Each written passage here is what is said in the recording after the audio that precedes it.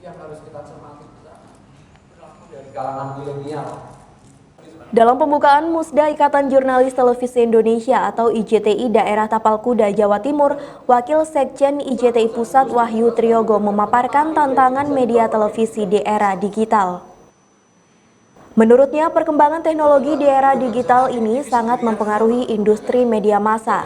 Berdasarkan data tahun 2018, dari 265 juta orang penduduk Indonesia, sekitar 130 hingga 200 juta penduduk sudah menggunakan layanan internet.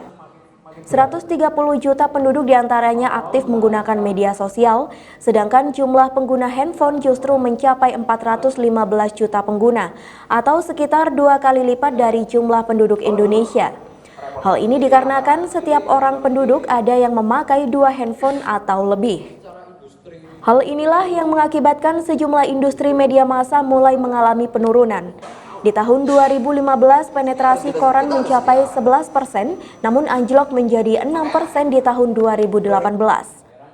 Hal yang sama juga dialami oleh majalah yang turun menjadi 2% di tahun 2018, padahal di tahun 2015 masih 6%.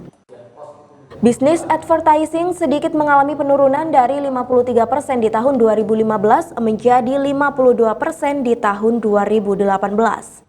Sedangkan media radio justru mengalami peningkatan penetrasi dari 27% menjadi 35%. Internet meningkat signifikan dari 24% menjadi 45% dan media televisi masih cukup tinggi dan stabil di angka 96%. Namun meski penetrasi media televisi di Indonesia masih sangat tinggi, Wahyu berharap insan jurnalis televisi semakin kreatif dalam berinovasi agar siap menghadapi perubahan, mengingat di Amerika Serikat, media televisi sudah mulai ditinggalkan, utamanya oleh generasi muda yang lebih tertarik pada digital dan internet.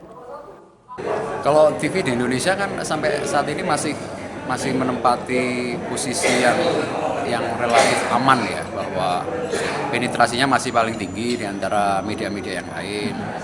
Tapi memang harus kita sadari bahwa ada penurunan dari tahun ke tahun, meskipun itu relatif kecil tapi harus kita waspadai. Nah, yang sangat berkembang itu kan di sektor media digital dan internet yang berbasiskan pada internet. Ini lonjakannya luar biasa. Ya saya kira ini bisa kita elaborasikan sehingga kita tidak sampai harus kehilangan atau ketinggalan dari perkembangan ini. Televisi dengan media digitalnya yang berbasiskan internetnya ini bisa sama-sama dikonvergensikan. Dari Jember, Tim Liputan Jember 1 TV melaporkan.